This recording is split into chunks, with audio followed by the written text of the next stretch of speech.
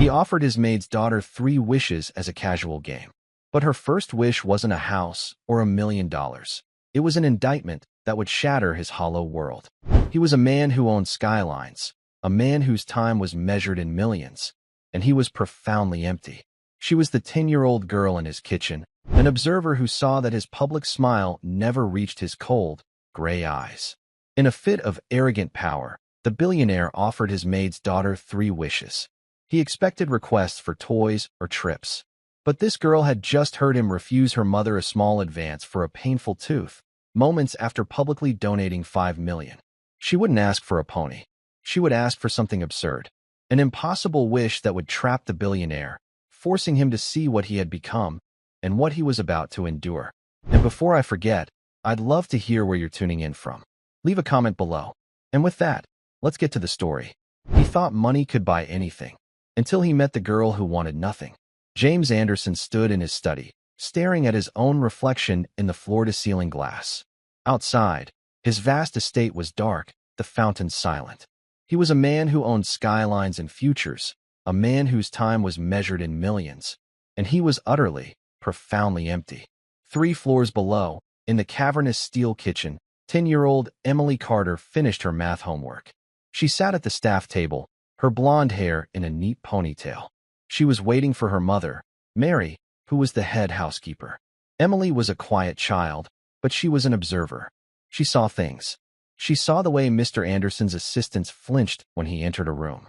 She saw how his public smile never, ever reached his cold, gray eyes.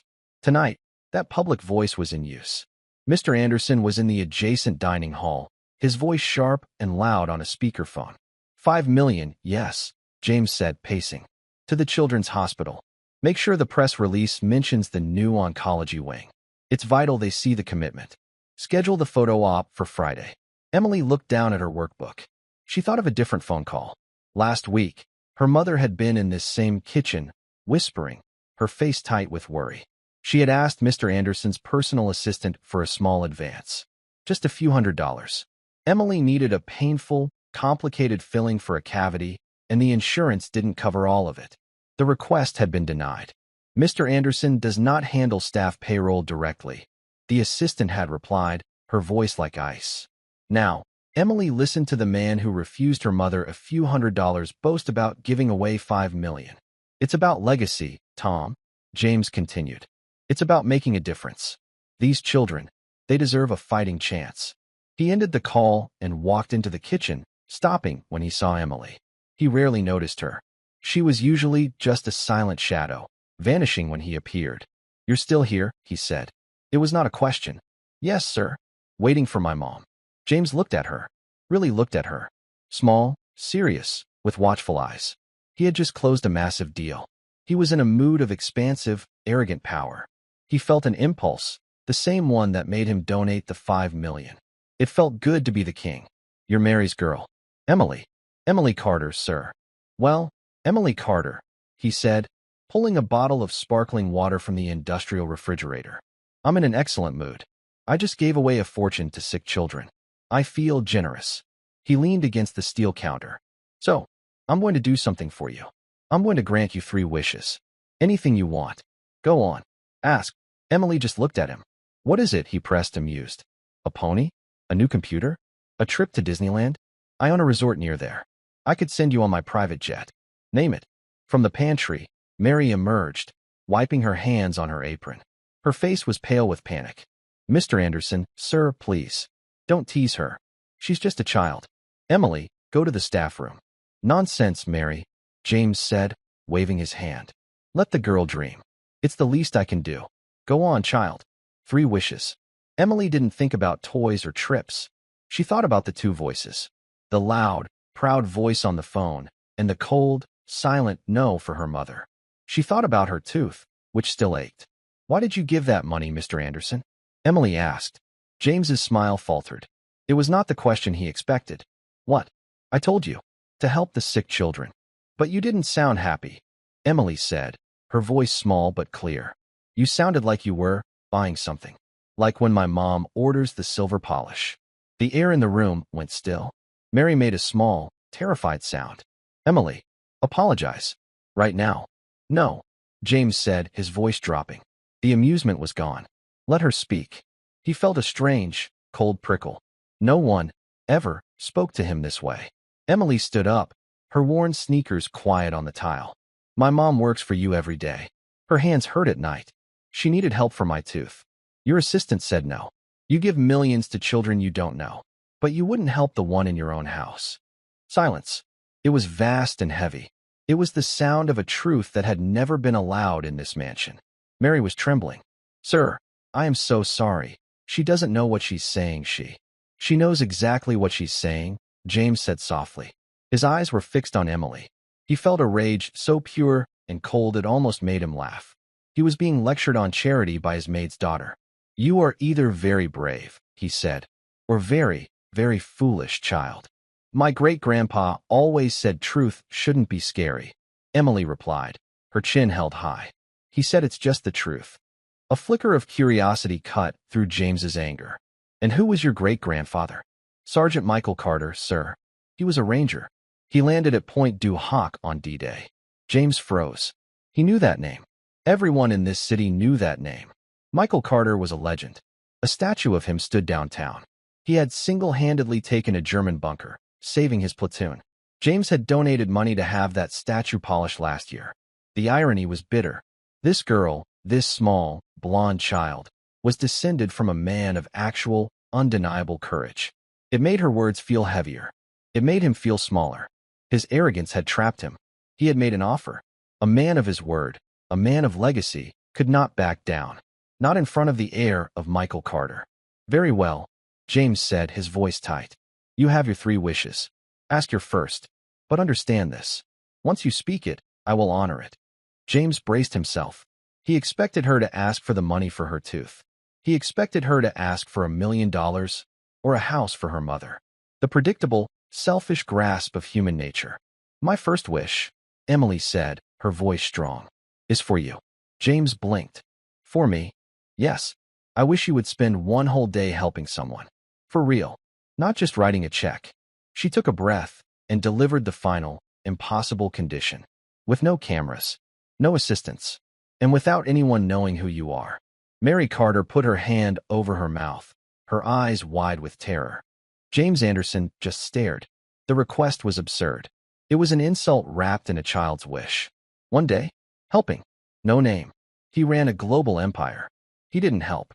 He paid people to help. He delegated. He acquired. Do you have any idea what you are asking? He whispered, his fury returning. You dare throw my own generosity back in my face? No, sir, Emily said simply. I just want you to see what it feels like. To just help. I think you might like it. You don't look very happy, Mr. Anderson. Not ever. That struck him harder than the accusation. It was the one truth he never allowed himself to think. He wasn't happy. He was just rich. He wanted to yell. He wanted to fire Mary and throw them both out. But he couldn't. He was trapped. By his own boast, and by the steady, judging eyes of a 10-year-old girl. You are a strange child, Emily Carter, he said. He felt like a king who had just been checkmated by a pawn. Very well, he said, the words tasting like ash. You will have your wish. One day, he pointed a finger at her. But you will come with me.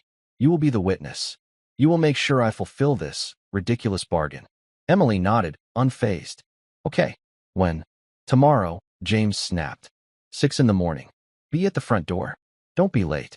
He turned and stalked out of the kitchen. The sound of his expensive leather shoes on the marble floor was sharp and angry, echoing up the grand staircase. Mary sank into a kitchen chair. Emily, what have you done? I just made a wish, Mama, Emily said, turning back to her homework. He said I could. Later that night, James stood in his cavernous walk-in closet. It was the size of a small apartment. Suits in shades of black, gray, and blue hung in perfect, endless rows. He called his chief of staff, Susan. Susan, he said, his voice clipped. Clear my schedule for tomorrow. All of it. There was a shocked pause. Sir? But you have the quarterly board review at 3, and the call with the Tokyo Exchange at 8. It's clear. All, he repeated. Everything. I will be unreachable. Sir, may I ask why? Is it an emergency? It is a personal matter, he bit off. and have the black Range Rover brought to the front entrance at 5:50 a.m. No driver. I will be driving myself. This time, the silence was longer. Sir? Drive yourself. Are you incapable of following a simple instruction, Susan? No, sir. Of course not, sir. It will be done. He hung up. He stared at his suits. Without anyone knowing who you are. He couldn't wear a $10,000 suit. He walked to a part of the closet he hadn't touched in years. Buried in the back was a pair of dark jeans and a plain, black polo shirt. They had been purchased for a company picnic 5 years ago that he had, of course, skipped. He laid them out on his bed. They looked foreign. Pathetic. He was the most powerful man in the state, and he was being held hostage by a 10-year-old's wish. He felt absurd. And beneath the absurdity, he felt a small, cold flicker of something he hadn't felt in decades. Fear. Not of failure, but of the unknown. At 5:50 a.m., the great hall was dark and cold. Emily stood by the massive front doors, holding a small backpack. Her mother stood behind her, wringing her hands. Emily, please, Mary whispered, be polite. Do not say anything else. Just survive this day. I will, Mama. At 6 a.m. on the dot, James Anderson descended the grand staircase. He was wearing the jeans and the polo shirt. He looked profoundly uncomfortable. The clothes fit him, but they didn't belong to him. He looked like a king forced into a peasant's costume. You're punctual, he grunted. He didn't look at Mary. Let's go. Emily kissed her mother's cheek and followed him out. The air was cold and damp. The Range Rover sat gleaming in the driveway. James got into the driver's seat. He fumbled with the key fob, then jammed it into the console. The engine roared to life. Emily climbed into the passenger seat and buckled herself in. James pulled the vehicle onto the long, private road, past the silent security gates, and onto the public street. He felt wrong. He was driving. He never drove. So, he said, his voice tight, you are the director of this charade. Where are we going? It's not a charade, Emily said quietly. Remember? No cameras. He gripped the wheel, his knuckles white. Fine. Where? I know a place, Emily said. My mom and I, we volunteer there sometimes. When she has a day off. James scoffed. Volunteer? You have nothing. Why would you give away your time? You don't need things to help, Mr. Anderson, Emily said. You just need time. And your hands. James was silent. He just drove. Emily gave him directions. They left his world of high walls and manicured lawns. They crossed the bridge, over the gray, sluggish river. The buildings became smaller. The streets grew wider and cracked. Turn here, Emily said. He turned onto a narrow street lined with chain-link fences. He stopped in front of a low, brown brick building. The sign above the door was faded, the paint peeling. St. Jude's Community Soup Kitchen. James stared. He didn't move. A soup kitchen, he said, his voice flat. You brought me to a soup kitchen. You said you wanted to help people, Emily said, unbuckling her seatbelt. People are hungry in there. I could write them a check, James muttered, staring at the peeling paint. I could fund them for a decade. That's not helping, Emily said, opening her door. That's buying. Let's go. She hopped out and walked toward the entrance. James sat alone in his $200,000 car. He looked at the barred windows. He looked at the man sleeping on a bus bench across the street. He was the most powerful man in the state. And he was terrified. He got out of the car. He locked it. He pressed the button twice. Emily was waiting for him at the metal door. Breakfast service starts at 7, she said. They need help in the kitchen. They're always short on prep. James took a deep breath. The air smelled like old rain and exhaust. He followed the 10-year-old girl inside. The smell hit him first. Bleach, old coffee, and boiling potatoes. A woman with tired eyes and graying hair, wearing a stained apron, looked up. Emily, she said, her face breaking into a warm smile. What a surprise, honey. I didn't know you were coming. Hi, Brenda, Emily said. This is James. He's here to help. My great-grandpa's friend. James flinched at the lie, but Brenda just nodded, sizing him up. She saw a tall man in clean, new jeans, looking lost. James, huh? Brenda said, wiping her hand on her apron before holding it out. Well, James, we're glad to have you. We're short-handed. Frank's out sick. She gestured to a pile of burlap sacks in the corner. You look strong. Can you handle potatoes? James looked at her chapped hand. He slowly, reluctantly, took it. Her grip was like steel. Potatoes, he repeated. Yup. We need 'em peeled. All of 'em. For the hash. She pointed to a deep, metal sink. You know where the aprons are. Get James set up. Emily led him to a closet. He pulled a faded blue apron over his head and fumbled with the strings. Emily, without a word, reached up and tied it for him. It was the final humiliation. He was directed to the prep station. Before him sat 3 massive sacks of potatoes. Next to them was a small, cheap peeler. He picked up the peeler. He picked up a potato. He had never peeled a potato in his life. He scraped. A tiny, pathetic shaving came off. He pressed harder. The peeler skipped and sliced into his thumb. Damn it, he hissed, dropping the potato. A bright red bead of blood welled up. An older man in a wheelchair, wearing a veteran's cap, rolled up next to him. It's a peeler, son, not a broadsword. Watch your angles. He tossed James a bandage from a first aid kit. I'm Sal. I'll be dicing what you peel. Try to keep up. James wrapped the flimsy bandage around his thumb. His face burned. He, a man who navigated hostile takeovers, was being beaten by a root vegetable. He picked up the potato again. He went slower. Scrape. Turn. Scrape. It was maddening. After 5 minutes, he had one, badly mangled potato. Sal looked at it. At this rate, Sal said, we'll be serving breakfast tomorrow. I'm new at this, James growled. No kidding, Sal said. Hands are too soft. James ignored him. He focused. Scrape. Turn. Scrape. An hour passed. James's back ached. His thumb throbbed. He had a small pile of potatoes, but the sack seemed just as full. He was sweating. Emily, meanwhile, was a blur. She was pouring coffee, running trays, talking to the men and women at the tables, smiling. Hey, new guy. Brenda called out. Potato Mountain can wait. Service is starting. We need you on the line. Relief. What do I do? You're on slop, she said, pointing to a massive, steaming vat of potato and egg hash. You get 1 scoop. 1. Not 2. 1. We gotta make it stretch. Got it. James nodded, grabbing the large metal ladle. The line opened. The men and women he had seen waiting filed past, holding plastic trays. The first man shuffled up. He looked to be about James's age, but his face was a roadmap of hard living. He held out his plate. James plopped a scoop of hash onto it. The man stared at the scoop. That's it. That's my portion. 1 scoop, James said, his voice cold. That's the rule. Rule? The man snapped. Easy for you to say, pal. You ain't the one hungry. Next, James said, ignoring him. One by one they came. He scooped. He plopped. He avoided their eyes. He felt their shame, their anger. A young woman with a baby strapped to her chest came through. She looked exhausted. Could I maybe have a little extra? She whispered, glancing at the baby. He doesn't eat solid, but when I eat, he eats. James looked at her. He thought of the $5 million. An abstraction.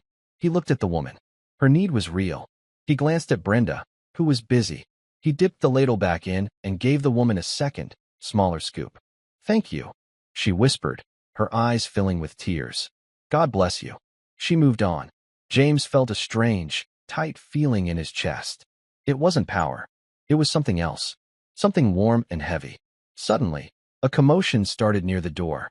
A large, angry man was shouting at Brenda. What do you mean? You're out of coffee, the man yelled.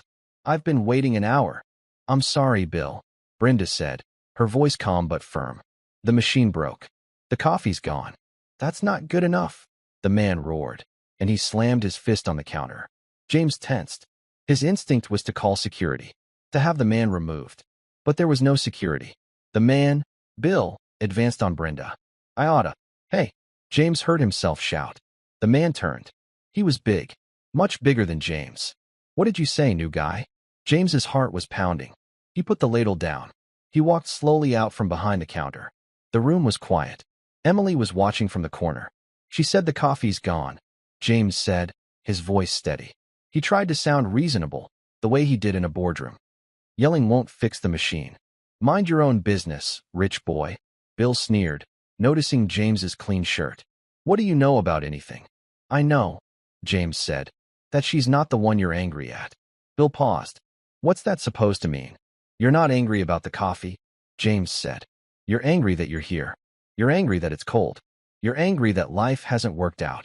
Bill's face darkened. You don't know me. I don't, James agreed. But I know anger. And yelling at her won't change a thing. It just makes you a bully. The room was dead silent. Bill stared at James. James stared back. He held the man's gaze, unblinking. Bill looked at James. He looked at Brenda. He looked at the room, full of people watching him. Finally, with a growl, he kicked a chair. Forget this. He stormed out, slamming the door. The room let out a collective breath. Brenda leaned against the counter. Wow, James. You handled that. Thank you. Sal rolled over.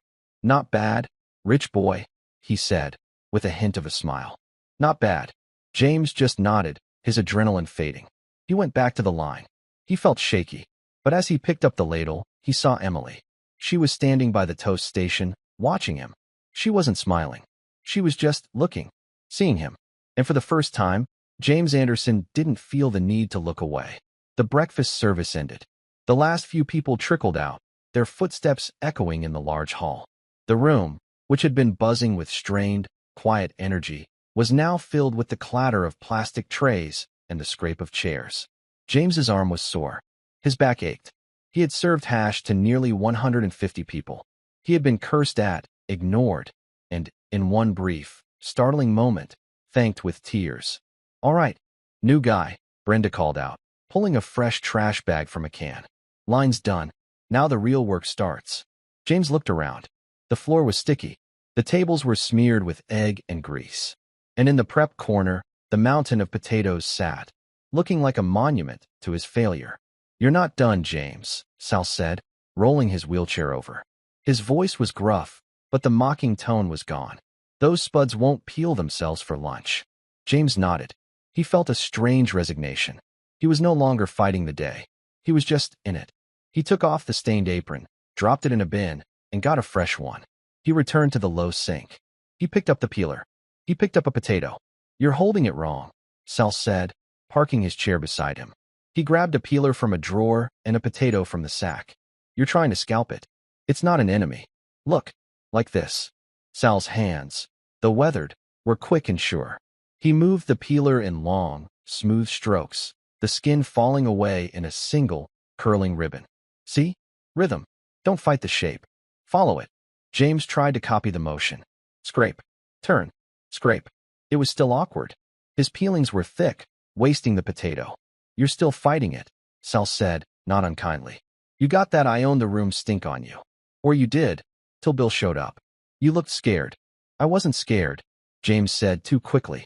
Bull, Sal said, not looking up from his work. Was terrified every single time I jumped out of a perfectly good airplane. But you do it anyway. That's the trick. Courage ain't about not being scared. It's about being scared and doing the job. You did the job today, James. James looked at the veteran. Sal's legs were gone below the knee. His veteran cap was for a war James had only read about. This man was a hero, like Michael Carter. And he was here, in a soup kitchen, peeling potatoes. James's own sacrifices, missing a board meeting, driving himself, felt pathetic. Thank you, James said, the words feeling foreign. Don't thank me. Thank Emily. She's the one who brought you. James looked across the room. Emily was working with Brenda, wiping down the long folding tables. She was methodical, wiping in long, even strokes. She didn't complain. She didn't rush. She just did the work. He watched as one of the last men to leave, a man in a thin jacket, stopped to talk to her. Emily listened, her head tilted, and then reached into her own small backpack. She pulled out a pair of new, thick wool socks and handed them to the man. The man stared at the socks as if they were gold. He looked like he was about to cry.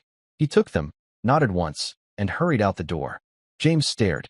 He felt that tight, heavy feeling in his chest again. The girl had come here, to this place of desperate need, and had brought her own private charity. Well, socks.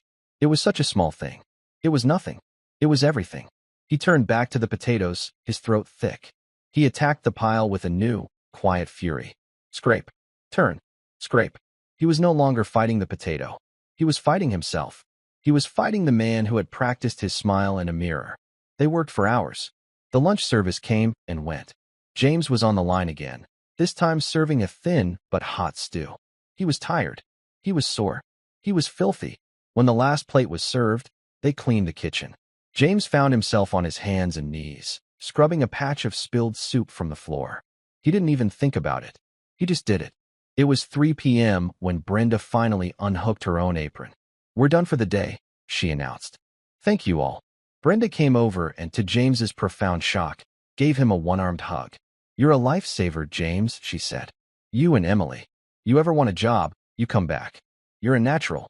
He didn't know what to say. He just nodded. They walked out the metal door into the cold afternoon light. The street looked the same. The man was still sleeping on the bench.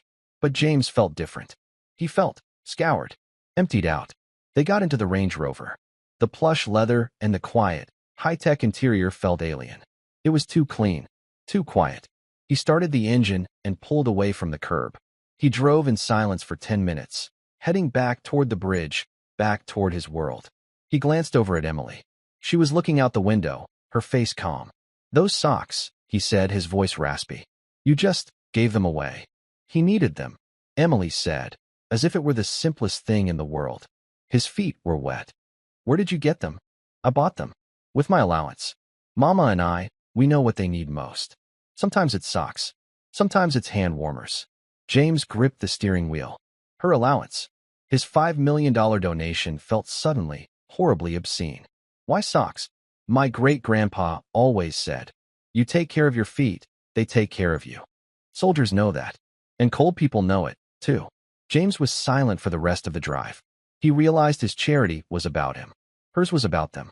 When they pulled up the long driveway, it was dusk. The mansion was lit up, every window a perfect, golden square. It looked like a museum. Mary ran out the front door before the car even stopped. Her face was a mask of anxiety. "Emily, sir, are you is everything?" Emily hopped out and ran to her mother, hugging her tight. "It was fine, Mama. We made stew. And Mr. Anderson peeled potatoes." James got out of the car. He looked at Mary, his housekeeper. He had seen her almost every day for 6 years. He had never really seen her. He saw her now. She was a single mother, working her fingers to the bone, raising a daughter of impossible character. A daughter who had just saved him. "Mary," he said. She flinched, bracing for him to fire her. "Sir, your daughter," he said, "is an extraordinary person. You have raised her well." Mary's mouth fell open. "And," he continued, "about her tooth. Have your dentist send the bill directly to my office. All of it." Mary started to cry, her hand covering her mouth. "Sir, I can't. I'll pay you back." "It is not a loan, Mary," James said. "It is an overdue expense." He looked at Emily, who was watching this exchange with her usual, solemn stillness. "Well," James said, his voice heavy with fatigue, "the first wish is done. I did it." Emily nodded. "Yes, sir. You did. You were a good helper. So, I'm finished." "You finished the day," Emily corrected him. "But you're not finished." He sighed. He was too tired to be angry. "What does that mean?" "You learned how to do the work," she said. "But you still don't know why it matters. You still think the $5 million was more important than the socks." "Of course it was," James said, exasperated. "That $5 million will build an entire hospital wing. It will save hundreds of lives. The socks just made one man's feet warm for a day." "But you saw the man's face," Emily said. "You didn't see any of the children at the hospital." James stopped, the cold evening air hitting his face. "What? The hospital? The one you gave all that money to? The one with the new wing that will have your name on it?" "The children's hospital, yes. What about it? Have you ever been there?" Emily asked. James stared at her. Of course I have. For the gala. For the groundbreaking ceremony. I have the photos in my study." "No," Emily said, shaking her head. "That's for the cameras. Have you ever been inside? Have you ever walked down the halls? Have you ever seen the children you're saving?" He had not. He had people for that. He got reports. He got glossy brochures with smiling, cured children on the cover. He never went to the places themselves. They were depressing. He felt a cold, sinking dread. He knew what was coming. "My second wish, Mr. Anderson," Emily said, her small voice carrying the weight of a sentence. "Tomorrow, I wish you would go to that hospital. Not for a photo. Not to meet the director. I wish," she said, "you would just go, alone, and see what you bought." James looked at the massive, empty, gleaming house in front of him. He thought of the soup kitchen. He thought of Sal, and Brenda, and the woman with the baby. He had survived their world. But the thought of walking into a wing full of sick children, It terrified him more than anything he had ever faced. "Emily," he started, his voice pleading. "3 wishes, sir," she said. She took her mother's hand. "You promised." James stood alone on the driveway, the smell of potatoes and bleach still on his clothes. He had been stripped of his pride. Now, he was being asked to face his own legacy. And he had a terrible feeling that the gleaming, perfect wing with his name on it was as hollow as he was. The next morning was Monday. James Anderson awoke at 5 a.m., but he did not call his office. He knew, without looking, that his company was in freefall. His unexcused absence from the board review, his silence on the Tokyo call, it would be chaos. He felt a distant, cold spike of his old anxiety, but it was muffled, buried under the new, raw emotions of the weekend. He stood in his closet. He looked at the rows of suits. His armor. He looked at the jeans and polo shirt. His uniform. He put on the jeans. He went downstairs. He didn't go to the kitchen. He went to his study. On his desk, under a glass paperweight, was a stack of glossy photographs from the Children's Hospital Gala. There he was, smiling, holding a giant, ceremonial check. The hospital director was smiling. The governor was smiling. Everyone was clean, happy, and celebrating the money. He swept the photographs into a drawer and slammed it shut. He found Emily in the kitchen, packing her school lunch. Her mother, Mary, was ironing her own uniform, her movements quick and nervous. They both stopped when he entered. "Good morning, sir," Mary said, her voice trembling. She was terrified of this new, unpredictable man. "Mary," he said, his voice quiet. "Emily." Emily looked up at him, her gaze as steady as ever. "Are you ready, Mr. Anderson?" He nodded. "I am." He drove himself. He didn't take the Range Rover. He took a simple, dark gray sedan he kept for anonymous trips to his downtown office. It was still a $60,000 car, but it didn't scream billionaire. He parked in the public garage, not the reserved VIP donor lot. He paid for his parking ticket at the machine. He walked in through the main entrance, past the information desk, with all the other families. The smell hit him first. It was not the familiar smell of the gala, champagne and perfume. It was the real smell. Antiseptic, floor wax, cafeteria food, and a faint, sweet, chemical odor that spoke of sickness. His name was on the wall, a massive bronze plaque by the entrance to the new wing. The James P. Anderson Oncology Wing Funding for a Future, a Legacy of Hope. It looked like a tombstone. He pushed through the double doors. The wing was quiet. Too quiet. The walls were painted with bright murals, lions and giraffes, and colorful birds. A desperate, heartbreaking attempt at cheer. He saw the children. Small, frail bodies in oversized beds. For poles stood next to them like thin, silent soldiers. He heard the quiet, rhythmic beeping of machines. And he saw the parents. This, he had not expected. The parents were everywhere. They were asleep in uncomfortable-looking recliner chairs, their necks bent at painful angles. They were huddled in the hallway, whispering into cell phones, their faces etched with a kind of exhaustion James had never known. He recognized the look. It was the same hollow-eyed despair he'd seen in the soup kitchen line. It was the look of people with no options left. His $5 million wing was full of people who were out of hope. He walked down the hall. A doctor, young and tired, nodded at him. "Can I help you, sir? Are you lost?" "No," James said. "I'm just visiting." He felt like an intruder. He was a tourist in their suffering.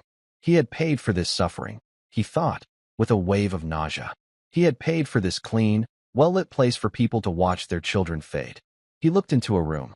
A small boy, perhaps 7 or 8 years old, was sitting up in bed, staring out the window. He was bald, his skin a pale, translucent white. He was alone. James hesitated. He felt the urge to turn, to flee, to go back to his study and his spreadsheets. A woman walked up, holding 2 cups of coffee. She was the boy's mother. She looked at James, and her eyes, red-rimmed and weary, held no curiosity. Only a deep, flat exhaustion. "Are you visiting someone?" she asked. "I know," James said. "I'm not." "Are you lost?" "No. I helped build this place," he said, the words feeling like gravel in his mouth. "I'm a donor. I wanted to see it." The woman looked at him. There was no gratitude, just a hard, tired appraisal. "A donor. Well," she said, nodding toward the room. "This is it. This is where the money goes." James looked at the small boy. "What's his name?" "David." Why is he alone? His father's at work, she said, her voice flat. I was just getting coffee. We can't both be here all the time. The mortgage doesn't care if he's sick. The power company doesn't care. The old, familiar instinct surged in James. The fix. The need to solve the problem. With money. The mortgage, James said, reaching for his back pocket, where his wallet should be. He'd left it at home.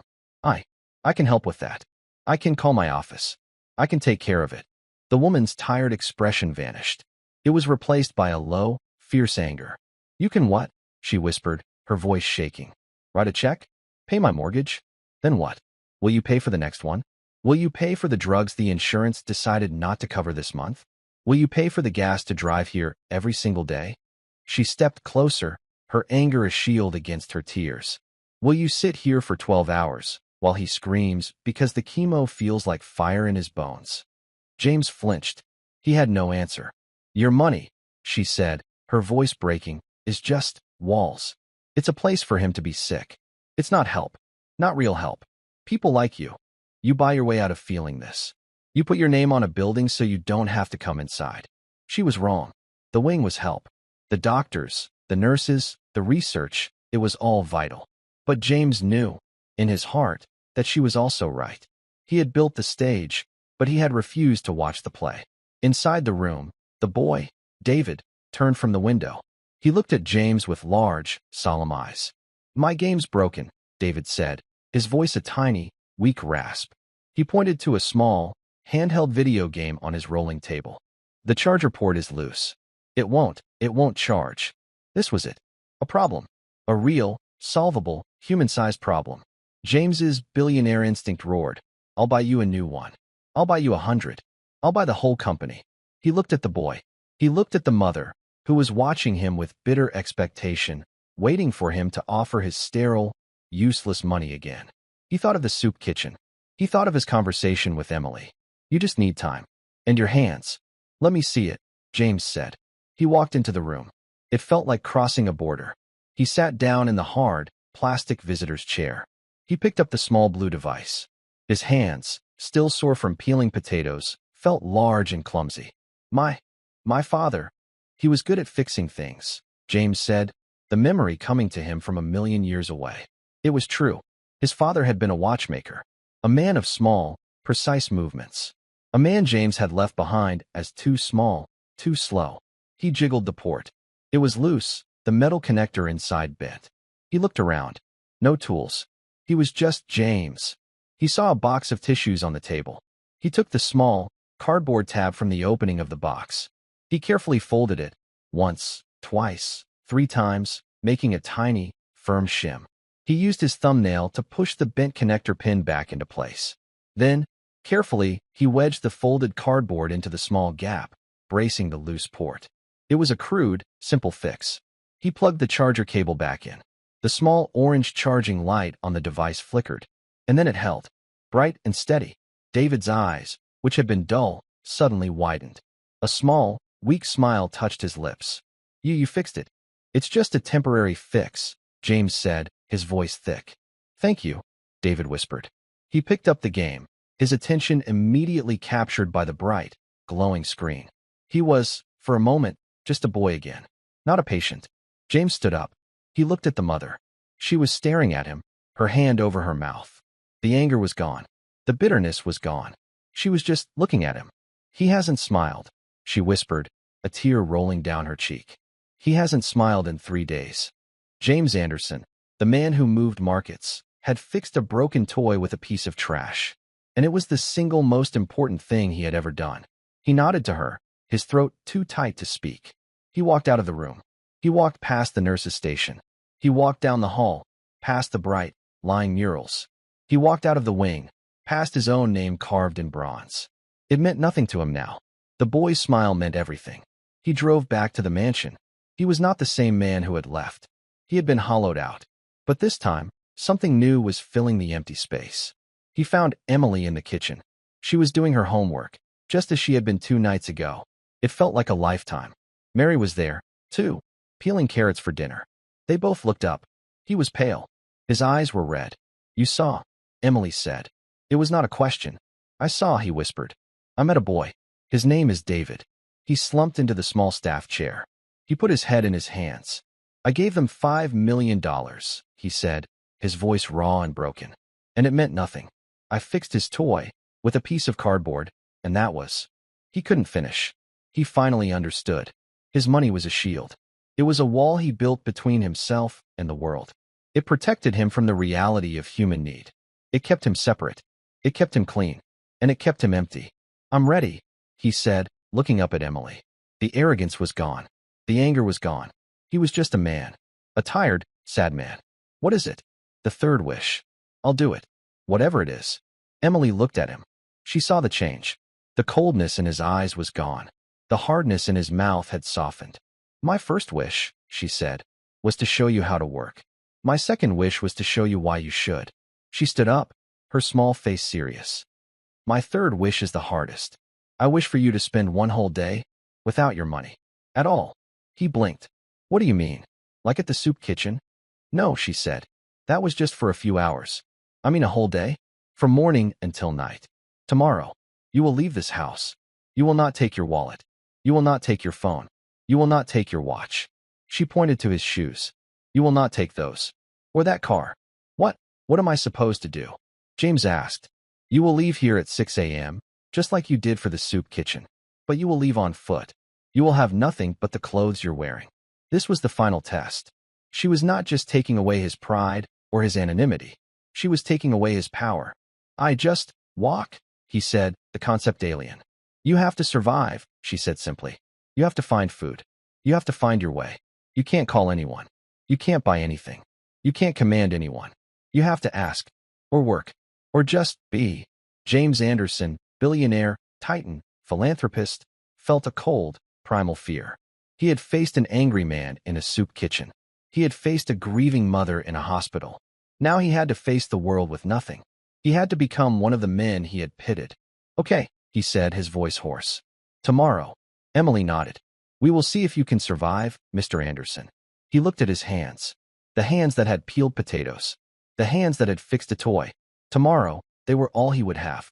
The next morning was Tuesday. It was the first day of his new life. And the last day of his old one. James Anderson awoke at 5 a.m. His body was sore. His back ached from the soup kitchen. His mind ached from the hospital. He felt scrubbed raw, inside and out. He did not go to his closet. He went to the mudroom by the kitchen entrance. There, in a corner, was a pair of old, cracked leatherwork boots. They belonged to his groundskeeper, a man whose name he suddenly realized he didn't know. He put them on. They were stiff, heavy, and a size too small. They felt real. He put on the same jeans and polo shirt. They were his uniform now. At 5:50 a.m., he stood in the grand hall. He had left his wallet on his dresser. He had left his phone. He had left his watch, a piece of machinery worth more than a car. He was just a man in a room. He heard a small noise. Emily was standing at the top of the stairs, in her pajamas. She was watching him. He didn't say anything. He just nodded once, acknowledging the contract. She nodded back. He walked to the massive front door. He opened it. The cold, damp air of the pre-dawn hit his face. He walked out. He walked down the long, winding driveway. The massive, ornamental iron gates sensed his approach and began to slide open. He walked through them. He heard the heavy, final click as the gates locked behind him. He was on the public road. Alone. He began to walk. He had no destination. He just walked, away from his home, away from his life. The sun began to rise. Cars, expensive ones, Porsches, Teslas, Bentleys, flew past him. The drivers, his neighbors, people he saw at galas, didn't even glance at him. He was invisible. He was just a man walking on the side of the road. An hour passed. Then two. The sun was up. He was in a suburb he didn't recognize. His feet, in the ill-fitting boots, were already starting to burn. He was thirsty. He saw a public park. A small, simple patch of grass with a swing set. He walked to a water fountain. He leaned over, cupped his hands, and drank. The water was cold and tasted like metal. It was the best thing he had ever tasted. He kept walking. The suburbs gave way to the city. He walked past towering glass buildings. He saw the headquarters of his own company, the Anderson Group, a monument of glass and steel. He stood across the street, looking at it. He was the king, and he was locked out of his own castle. He was just a bum on the street. He felt a sudden, sharp panic. I can't do this. He could walk in. He could tell the security guard who he was. He could be in his office in 5 minutes. He could have coffee. He could call his lawyers. He could fix this. He looked at his reflection in the glass, a small, shabby figure against the backdrop of his empire. He thought of Emily. He thought of David. He thought of Sal. He turned, and he kept walking. Noon. The hunger arrived. It was not the polite hunger of a delayed lunch meeting. It was a sharp, aching, gnawing knot. He was starving. He was in a part of town he didn't know. The buildings were smaller, the streets dirtier. He smelled food, hot grease, roasting meat. It was overwhelming. He passed a small, family-run diner. The Oak Tree Cafe. A sign, handwritten on cardboard, was taped in the window. Dishwasher needed. Inquire within. He stopped. He thought of the soup kitchen. He thought of the potatoes. He could do this. He pushed the door open. A small bell tinkled. A woman at the counter, her face lined with exhaustion, looked up at him with deep suspicion. Can I help you? His voice was a dry croak. I need food. I don't have any money. Her eyes narrowed. Then you're in the wrong place. We're not a shelter. But I saw your sign, he said, the words tumbling out. He was humbling himself. He was begging. The dishwasher. I can work. I'll wash dishes. For a meal. Please. The woman studied him. He didn't look like a bum. His clothes were clean, even if they were rumpled. But his eyes looked hungry. She sighed. You don't look the type. I'm a hard worker, James said. It was the truest thing he had said in 30 years. Please. Fine, she snapped. Sink's in the back. You give me 2 hours of hard work. Then you get a sandwich and a coffee. Deal, James said. Thank you. Don't thank me yet, she grumbled. It's a hot, greasy hell back there. She was right. It was worse than the soup kitchen. The water was scalding. The pots were caked with old cheese and grease. The steam filled the tiny room. His back screamed in protest. His hands, already raw, were rubbed red. But he didn't stop. He scrubbed. He organized. He was James Anderson. He didn't just wash, he optimized. He created a system. He was the best dishwasher the Oak Tree Cafe had ever seen. 2 hours later, he had cleaned every pot, every pan, every plate in the place. The small kitchen was spotless. The woman came back, her arms crossed. She looked at the gleaming steel. Her jaw dropped. My word, she said. You're good. I had a lot to clean, he said. She went out front. She came back, not just with a sandwich, but with a full platter. A hot turkey sandwich, the bread grilled, with a pile of French fries and a cup of thick, black coffee. On the house, she said, her voice softer. All of it. James sat on a stool in the back, next to a bag of onions. He ate. The bread was soft. The turkey was salty. The fries were hot. It was, without question, the most delicious meal of his entire life. He ate slowly. He finished every crumb. When he was done, he washed his own plate. Thank you, he said to the woman. You ever need a job, for real? She said. You come back. He nodded. He walked out of the diner. The sun was starting to get low. He was tired. He was sore. And he had to walk home. It was miles. He walked, one foot in front of the other. The blisters on his feet had broken. He didn't care. He was just a body, moving. He was no longer a mind. He was no longer a name on a building. He was just James. It was pitch black when he finally reached the gates of his estate. It was past 10 o'clock. He was a shadow. He stood in front of the security camera. The red light glowed. A voice, sharp and suspicious, crackled from the speaker. This is private property. Sir, you need to leave, or I am calling the police. Now. James was too tired to be angry. He was too tired to be anything. He just looked into the camera. Frank, he said, his voice a rasp. It's me. It's James Anderson. Let me in. There was a long, shocked silence. Mr. Anderson? The gates slid open. He walked up the long, dark driveway. The mansion was lit up, a palace of light in the darkness. It looked absurd, a monument to one man's loneliness. He opened the massive, carved front door. The grand hall was dim, lit only by a single small lamp. She was there. Emily was sitting on the bottom step of the grand staircase, her backpack at her feet. She had been waiting for him. He stopped in front of her. He was filthy. He smelled of sweat, old coffee, and dishwater grease. His feet were bleeding. He was broken, and he was whole. He looked at her. the small, serious girl who had shattered his life. He started. I was hungry. I washed dishes. Emily looked up at him. She looked at his face, his hands. She saw the change. She didn't smile, but her eyes were bright. How did it taste? She asked. It was good, he whispered. It was the best. He slowly sat down on the marble step next to her. A billionaire in filthy boots, sitting with his maid's daughter. The silence in the hall was comfortable. It was no longer empty. The wishes are done, he said. Yes, she said. They are. He looked at this strange, small, powerful child. What you did? It was cruel, Emily.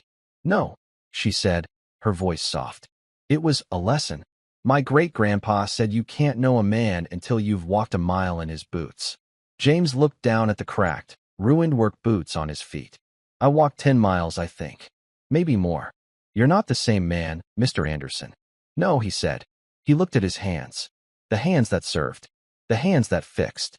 The hands that scrubbed. I'm not. He knew what he had to do. His old life, the board, the company, the noise, it was over. It was a game he no longer wanted to play. I have one more wish, he said. Emily looked at him, surprised. I don't have any wishes to give.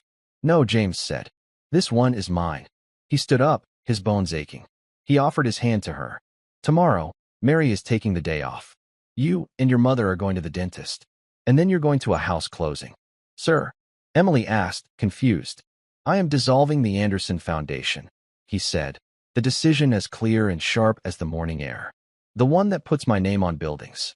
And I'm starting a new one. A smaller one. The Carter Foundation. He looked at her. For socks.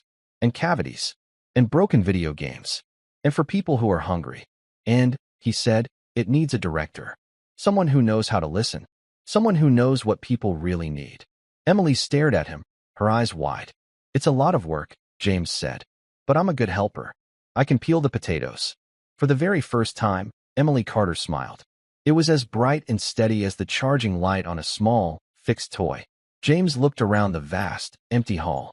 It wasn't a home. It was a prison he had built for himself. Go get your mother, Emily, he said. We have a lot of work to do. He, James Anderson, a man who owned everything, had finally learned what it meant to have enough. He was no longer a billionaire. He was just James. And for the first time in his life, he wasn't hungry at all. 6 months later, the building no longer smelled like bleach and old potatoes. It smelled like fresh paint, new lumber, and strong coffee.